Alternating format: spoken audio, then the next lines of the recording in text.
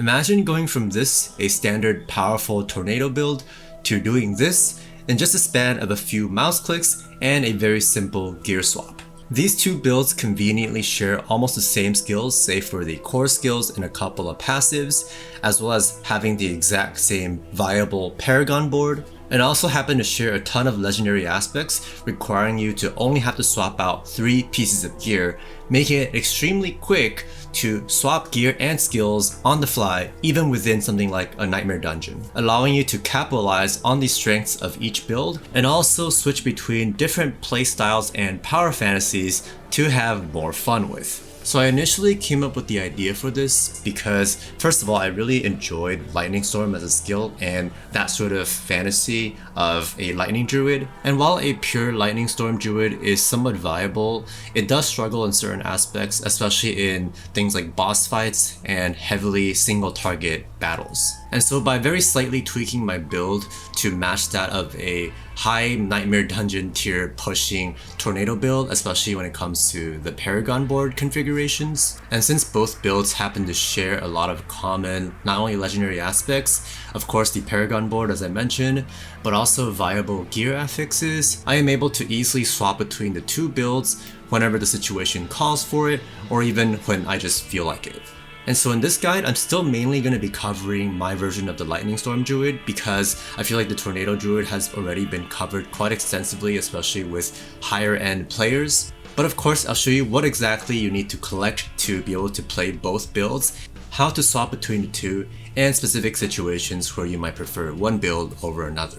In fact, I'll actually begin with the strengths and weaknesses of each build. And just as a disclaimer, this is pretty heavily based on my own experience and opinion, so take it as you will. So first of all, the Lightning Storm build is extremely good and satisfying against large packs, being able to proc lucky hits to extend your ultimate and to regenerate your spirit from the key passive Earthen Might. And another major strength I would say is the ability to play at very far range. Essentially, wherever you're able to click on your screen, you can damage, meaning that you can stand very far away and still be able to hit enemies from there, which combined with some of the crowd control options you have from your passives can make it a fairly safe playstyle, and also especially if you choose to roll with Wind Shear as opposed to Storm Strike here. And some other things, and this is more heavily getting into personal preference territory, but I really enjoy the Lightning Storm Thunderbolt aesthetic. Plus, I also find that with the gameplay mechanics of it, you're basically holding down the skill quite a bit, which makes it somewhat easier on the hands if you're going to be playing for longer extended sessions or if you're just more tired in general. Plus, if you happen to have a controller, and personally I like to sometimes swap between mouse and keyboard and controller whenever I feel like it, which adds even more fun and variety for me at least. This build happens to also be fairly controller friendly because with Lightning Storm, the controller sort of smart targets enemies, whereas with your mouse and keyboard, you kind of have to hover over the exact location you want to target, right? Making it, you have to sort of move your cursor around a bit more and to specific places, whereas again on the controller, it's somewhat more smart and automatic. And so these couple of factors combined also make it a somewhat casual farming session friendly build. For example, if you're just chilling through a Hell Tide or just farming some casual content like working on your renown and strongholds and whatnot, I find this to be a pretty fun and again, not really mechanically intensive build for that purpose, especially if you build fairly tanky, which I am, and it's fairly easy to achieve tankiness, which I will detail in the gearing section later on. Now, getting to a few of the weaknesses of Lightning Storm, and again, the purpose of being able to swap to Tornado is not only for the flavor, but also to help shore up some of these weaknesses, right? But anyhow, Lightning Storm can feel a bit weaker on single target fights, especially certain boss fights. However, unless you're doing like more challenging content like Nightmare Dungeons, this might not actually be a big issue for just general casual overworld farming and even Hell Tides. For example, as you can see here, I can very comfortably still take down this stronghold boss, so it does kind of also depend on the level of difficulty of the content that you're doing. However, one thing that I also noticed with Lightning Storm on single target fights, and also keep in mind that some bosses do summon ads, so that could help as well. But anyhow, when you're channeling Lightning Storm on one target, it definitely makes it more difficult and less likely to trigger your lucky hits to generate more spirit from, again, your Earthen Might key passive, which again allows you to replenish your spirit fully on that specific lucky hit. Now another pretty major weakness of this build is that you're not able to kill and move, so to speak, at the same time, as opposed to other builds like Tornado and also Werebear builds where you can constantly move and kill stuff at the same time, which makes Lightning Storm a bit slower when it comes to speed farming. And so I think as a result, if you take a look at some of the high-end tier lists that guide writers have put together, Lightning Storm is typically ranked overall a little bit lower than some of the other so-called meta builds. But also precisely because of that, and I might be a bit optimistic for it, but also based on what Blizzard recently officially said on their developer fireside chat, there are builds that they are looking to buff up, and in my opinion, Lightning Storm is probably a prime target for them to do so. So I'm holding out a lot of hope for them to actually make this build even stronger than it already is, which I think without those buffs, I'm already enjoying myself a lot and still doing decently well in harder content like Nightmare Dungeons. And of course, if I really wanted to push to the absolute highest limits of Nightmare Dungeons and content, I could still fall back on Tornado. And even for speed farming, I can sort of run and gun with it with my homing tornadoes. So this could actually still be a bit faster than Lightning Storm, but nothing can really beat the aesthetic of Lightning Storm in my opinion. And again, I do think that it's very likely that Lightning Storm will get buffed. And now I'll go through my gearing options really quick, and to keep it a bit more concise, I'll actually split this into offensive and then defensive item affixes and legendary aspects. And of course, a Maxroll character build template with all the gearing options, the best in slot item affixes and legendary aspects, as well as skill allocations and Paragon point allocations will be linked in the description box below for your reference. It covers both the Lightning Storm build and the gear and skill swap into the Tornado build. So if you want more specific details, you can check out those templates, but first of all, let me just briefly go through my offensive options for my Lightning Storm build, starting with my weapon, on which I have imprinted the Retaliation legendary aspect, which allows me to deal more damage, which is doubled on a two-hander depending on my amount of Fortify.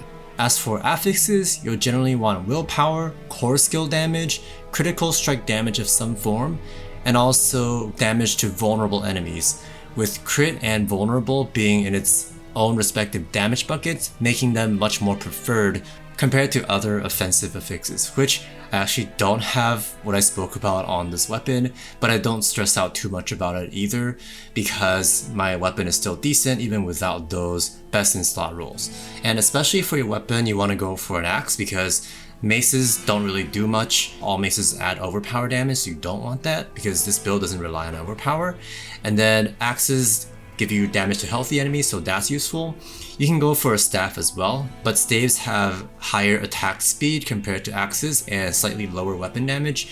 So for Lightning Storm, you generally want to go for the slowest, highest weapon damage weapon that you can because Lightning Storm doesn't actually scale off of attack speed as of the recording of this video at least. So I think it's generally more useful to go for the slowest, hardest hitting per swing weapon that you can, which in this case is an axe.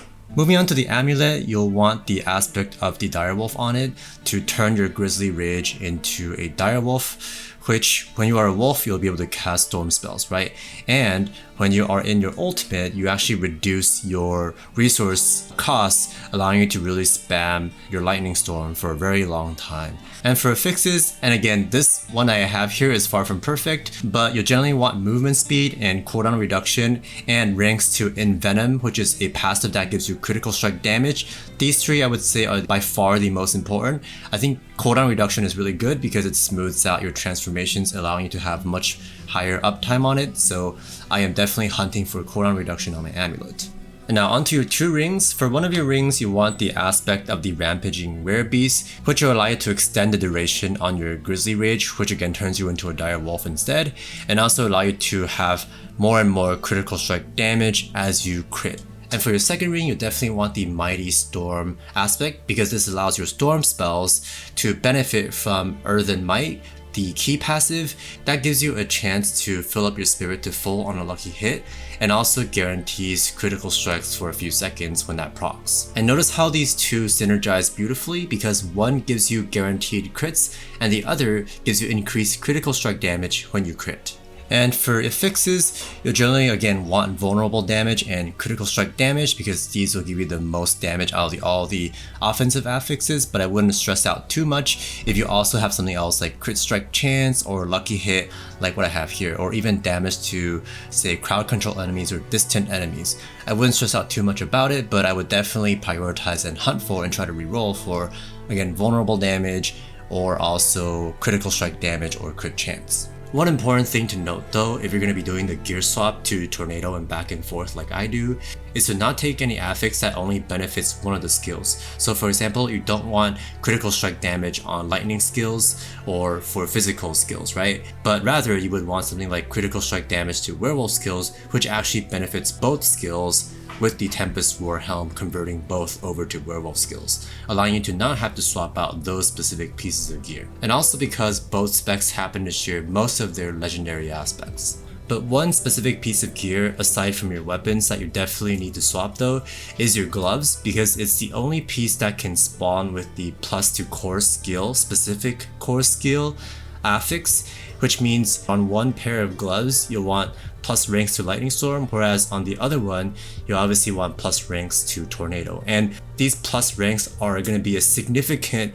damage boost, so you definitely don't want to miss out and would want to swap out your gloves when you're also swapping your build. And for your legendary power, this is kind of a flex slot. I personally like the Night Howler's aspect for increased critical strike chance, and also because I often play in a group, but I'll detail some potential alternatives later on. For the affixes on your gloves, you want to look for, of course, the aforementioned +2 skills. I only have +2 here, but you can actually get +3, and when you upgrade it to max, you can get +4 with higher item power. And you also want both critical strike damage with werewolf skills and another affix for lightning critical strike damage. And lastly, you'll also want critical strike chance. But again, I wouldn't stress out too much if you're missing any of these, and have some other semi-decent offensive affixes instead. I would definitely try to prioritize as high of a plus skills that you can though, because that seems to be by far the greatest increase of damage you can get on your gloves aside from your legendary aspect. So that's pretty much for the offensive pieces, and on to the defensive pieces. First of all, of course, your helm should be Tempest Roar. This isn't technically a defensive piece per se, it's a unique item. But if you don't have Tempest Roar, you can still kind of make, especially the Lightning Storm build, work somewhat. Tornado build, it might be a bit harder because you'll be really spirit starved, but you can still probably make it work, which again, if you don't have Tempest Roar, you'll also want to swap out any of the transformation based affixes on your necklace and one of your rings, because you will not be able to cast any of your storm spells while transformed into a dire werewolf. And onto the other actually defensive pieces. First of all, for your chest and your pants, these are both interchangeable in terms of the legendary aspects. On one of them, you definitely want Disobedience. This is an extremely powerful defensive legendary aspect, better than any of the other ones, which increases your armor very significantly and your overall damage mitigation. For affixes, you'll want damage reduction of any sort from close enemies, ranged enemies, poison enemies, because you have a passive that'll allow you to poison stuff too, and maximum life. These are really good. And for your second defensive legendary aspect on your chest or pants, I found the second best to be damage reduction while shapeshifted into a werewolf, but this again is provided that again you have Tempest Roar, and which will allow you to benefit from being able to cast storm spells while a werewolf, right? So if you don't have Tempest Roar, you can go for another option like the Cyclonic Force, which turns your Cyclone armor into also having physical damage reduction. And one more important point about your defensive pieces, and that is that for your affixes, there are chances to spawn offensive affixes, especially on your chest piece, but you should definitely prioritize defensive ones, like again the damage reduction from whatever type of enemies, because those will typically increase your survivability by super significant amounts, especially when you stack a bunch of them, compared to the minuscule damage increase you'll get from the damage oriented affixes on your chest piece. And becoming more tanking as a result of this is actually huge in terms of how easy it is to play each build. And lastly, when it comes to boots, this is kind of a flex pick as well. Most people will take Ghostwalker, which increases your movement speed while unstoppable, which when you transform into a direwolf, you are unstoppable, so you have a passive speed increase with it. Although you can also go for the +2 to shapeshifting skills utility aspect, which you can actually put on your boots as one of the very few damage increasing aspects you can actually put on your boots. And as for the affixes, spirit cost reduction can be nice, but I would definitely prioritize movement speed above all. I haven't been able to roll it on my boots yet. And any other nice stats to have, like damage reduction while injured or plus stats, can be nice too. And coming over to the tornado gear swap, I only need to swap 3 pieces of gear, namely the weapon, the two-handed weapon into one-hander and an offhand. So that's actually 1 or 2 pieces of gear depending on how you look at it. Again, you want to have an axe because it comes with damage to healthy enemies as opposed to a mace which has overpower damage, which is useless. For legendary powers, it's extremely important to have the homing tornadoes. You want the maximum number of homing tornadoes that you can, which is 3 for a one-hander. And for the offhand, you want to take the accelerating aspect, which is critical strikes give you increased attack speed, which is very helpful for tornado, and again does not work for lightning storm. Because, again, Lightning Storm doesn't currently scale off of attack speed, which is again why we choose to use the slowest two-hander that we can, which is a two-handed axe. But anyway, coming back over to Tornado again, continuing on the gear swap, I mentioned before that gloves come with plus skills, so you obviously want to swap that from plus Lightning Storm to plus Tornado, and you can also swap your legendary power as well, although again the legendary power here is more of a flex pick. I typically like to go with core skills deal additional damage based on Fortify here, which I happen to also have on my two-hander for Lightning Storm. But for the gloves for Tornado, you can also opt for the Blood Howl one, where you get increased critical strike chance, and again, which is especially useful if you play with other players because that also benefits them. So let's go through my builds really quick, and of course these will all be linked in the description box below for your convenience. And if you scroll over to the left side here, you'll also be able to toggle between the two builds. Again, there's Lightning Storm and there's Tornado, with again a simple gear and skill swap, and it's all shown on these templates. So starting with the Lightning Storm build, this is very self-explanatory. You just need a generator, just 2 points in here. I prefer Storm Strike. You can also go with Wind Shear if you want, especially if you're lacking in defensive affixes or missing some defensive legendary powers. You can go for more of a kiting, really long range playstyle. That could work too. So either one that you prefer. And then for the core skill, obviously this goes without saying, you want Lightning Storm. And then for the enhancement here, the passive, I like to go with this one actually. Let me save my build because this is the one I'm currently running with, the additional Lightning Strike. You can also go with Immobilize if you want, but this is more like if your defenses are a bit low. There is some synergy with this with some other passives that I'll get through that'll also increase your damage, but I just prefer the more consistent increased damage right here. And then for the rest of the skills, you want Cyclone Armor, more damage reduction. So the idea is kind of to stack as much damage reduction sources as you can. This is one of them. And then for Blood Howl, you don't necessarily have to take the 20 Spirit Generator, but I really prefer it. I think it helps because you can just spam it, and again, Spirit doesn't decay out of combat or anything. So when you're just running, and for example, if you're in a dungeon, you can just spam Blood Howl and just keep getting Spirit. And then I'll go through the passives in a bit, but for skills first, again, Hurricane is kind of just there. Again, it's another way to stack even more damage reduction, especially when you want to generate some Spirit with like Storm Strike, you want to get up close. But otherwise, Hurricane doesn't help that much. And then of course your skills, your ultimate skill, you want Grizzly Rage with all the passives here. And then most people prefer Earthen Might. I definitely do. For Tornado, some people like Perfect Storm, but this is for Lightning Storm anyway. You want Earthen Might primarily here. Now getting to some of the passives really quickly, going through some of the core concepts and the most important ones. First we have these passives. These are extremely important because first of all, you have Neurotoxin. This is poisoning enemies, allows you to slow them by 8%. And then this is a key talent to have 1 point into, because each of your critical strikes with your werewolf skills will actually cause enemies to take poison damage. but this is only possible with the Tempest Roar helm. So if you don't have Tempest Roar yet, you can skip these talents first and then go for some of these like lightning or like nature ones if you want. There's like resonance here you can take as well as a placeholder. It'll also increase your damage slightly.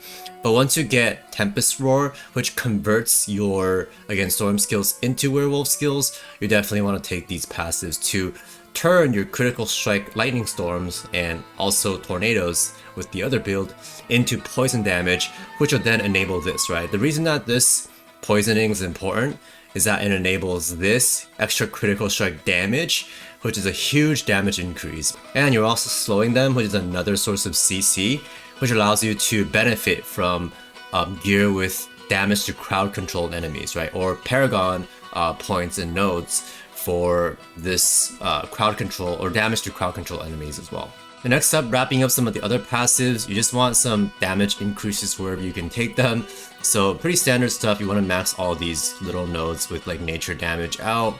And then these storm ones are kind of personal preference. Some people like to put more points into some of these, but I just kind of went with the vulnerable one, maxed out the vulnerable one, put 1 point into each one of these. This one is just kind of nice to have as an extra bit of damage. You don't necessarily need to take it.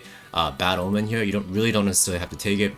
And then, but I mean, I guess if you want to take Electric Shock, you would have to link it over, right? So I kind of like having Electric Shock here, maxing it out because it's just some extra damage to enemies that are immobilized. But then again, with Lightning Storm, I'm also currently rolling with this Raging Lightning Storm for 1 extra Lightning Strike instead of the Immobilization, right? So that passive will actually synergize better with this one, the Immobilizing Chance one. And this is not even a lucky hit, so it's just a straight up 8% chance to immobilize enemies that are hit. So it's actually a pretty decent chance. So you can definitely roll with that as well, especially for the synergy here, that'll deal extra damage to immobilize enemies, right? But I just figured it doesn't work in every case, right? If enemies are like unstoppable, if you're going against like certain boss type enemies, it won't really help. So that's why I wanted to go with the more consistent option here. But again, of course, immobilization will help with like damage mitigation as well if you happen to need that, which I don't, right? Because I'm really tanky with my setup. Anyhow, you want to just take some damage increase stuff. Here, there's more passive damage reduction stacking. With this passive here, you can rotate Blood Howl and Cyclone Armor, or you can just spam Blood Howl as it comes off cooldown because you have this passive here that'll reduce the cooldown when you kill enemies. But anyhow, you can use this, keep this up pretty consistently for yet another source of damage reduction, and part of why this build can become so tanky. And rounding out some of the other passives here, we have increased movement speed in werewolf form. Again, you have to have Tempest Roar to benefit from this. Otherwise, you know, obviously you won't be taking this, but you can always pump up some of the other, slight damage increase as well. So that's basically it for the skill tree for the Lightning Storm build. And now swapping over to my Tornado build here, there again is a lot of the same stuff. Of course, the main skill is different, the core skill is different, so we just swapped. All we did was swap Lightning Storm over to Tornado here. Here I actually allocated an extra point to the movement speed in werewolf form. For Blood Howl, I changed Spirit to attack speed because, again, Tornado actually benefits from attack speed unlike Lightning Storm in its current form. And down here, you'll not want to spec into any of the lightning related passes because Tornado is not a lightning skill, although it is a storm skill, so it actually works with this.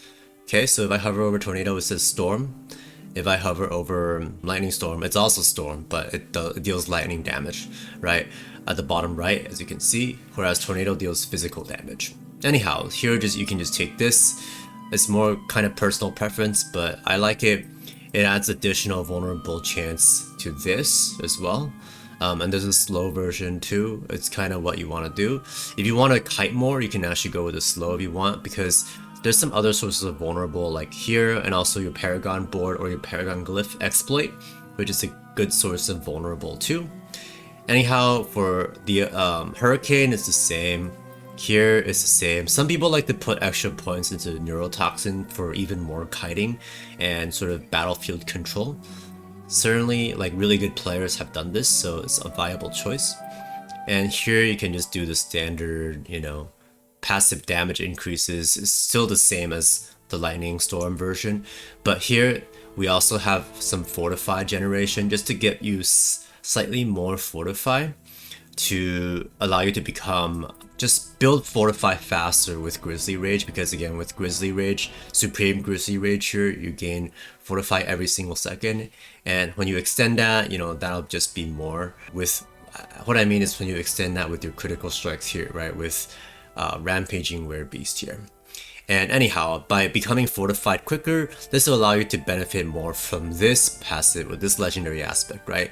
Which is the runic legendary aspect. So the runic legendary aspect is increased damage, quite a significant amount of increased damage when you're fortified, or based on your amount of fortify. You don't actually have to go into the fortified state to benefit from it, but just the more fortify you have closer to your max health, the higher the damage you can get from this, right? Which is why some people like to take this passive here, which is 5% chance when struck. If you're getting hit by a lot of like small fodder enemies or like projectiles, you can get fortified quicker than just relying on your Supreme Grizzly Rage, which is quite nice, again, especially for higher difficulties of Nightmare Dungeons. Going over to Paragon really quickly, again, I'm not going to go through the entire board because that'll take way too much time. You can just look at the templates I have linked below. It's actually the exact same configuration between the two builds, hence making it really easy to just gear swap and do a slight skill reallocation, right? Very slight skill allocation into Tornado if you want to swap to Tornado or back and forth, right? And that means we're going to leave the Paragon board intact because these two builds also share a lot of common good pathings through the Paragon board, so you can actually just use one Paragon build configuration for both.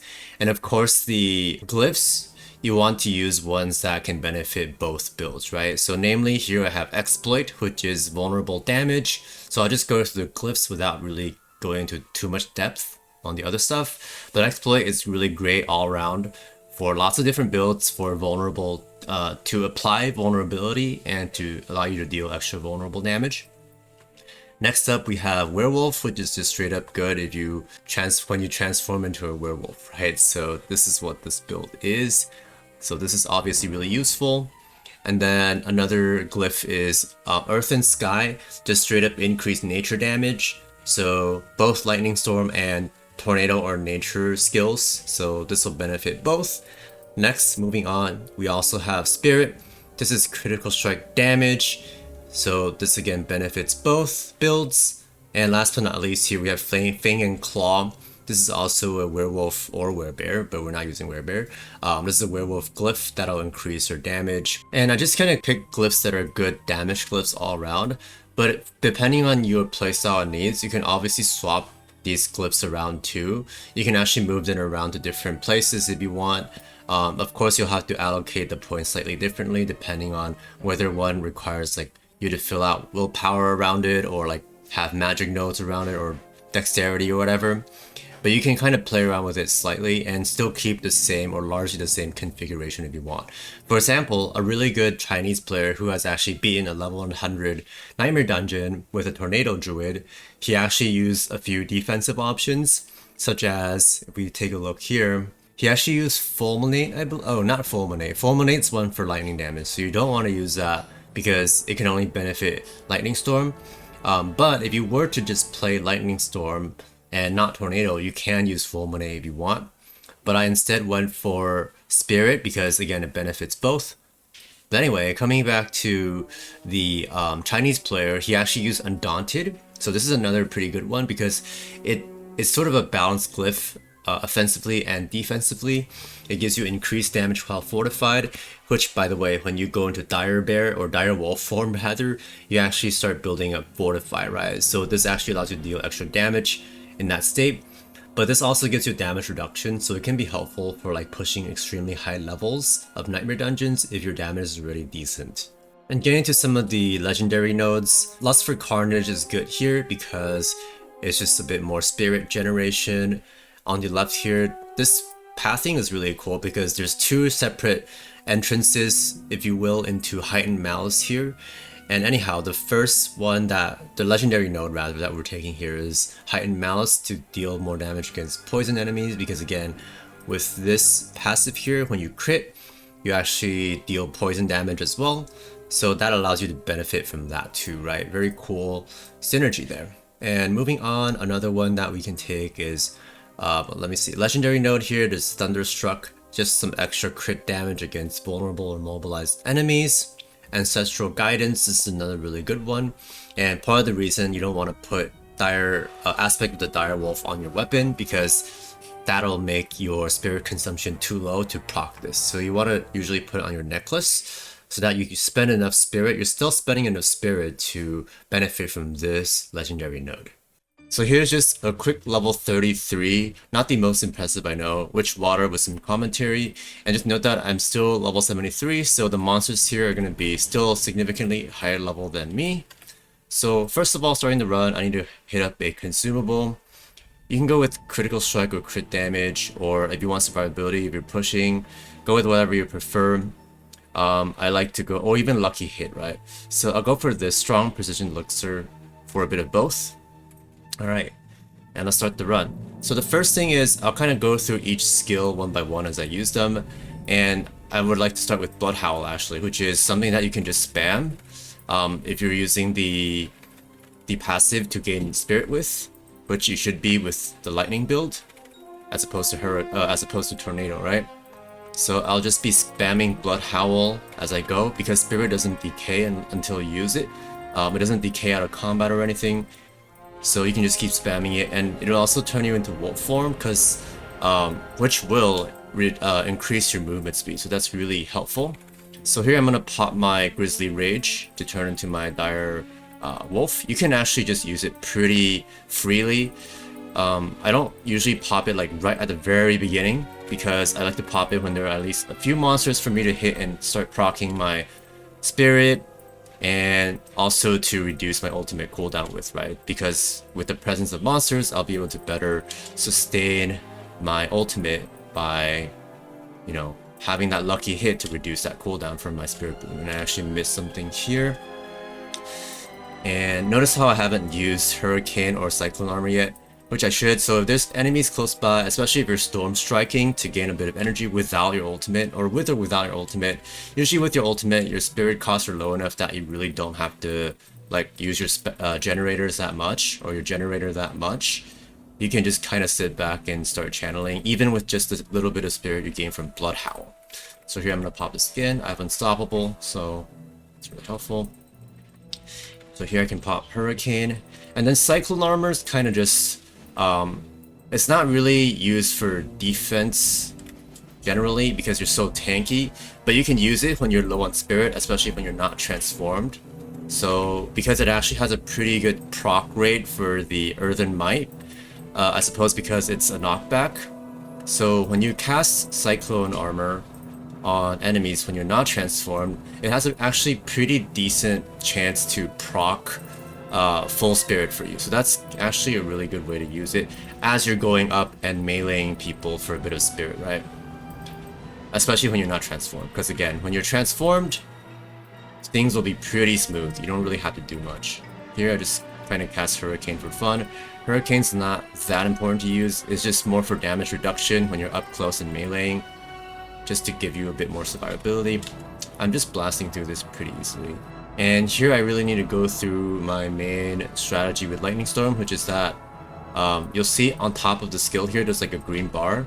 If there are enemies around especially, you want to maintain the green bar, because that basically is Lightning Storm at its full power. Actually, with the passive, you can sustain the power or the max number of strikes, which is 6 strikes with the enhanced passive, just by not letting the bar run out, right? Just by casting again before the bar runs out.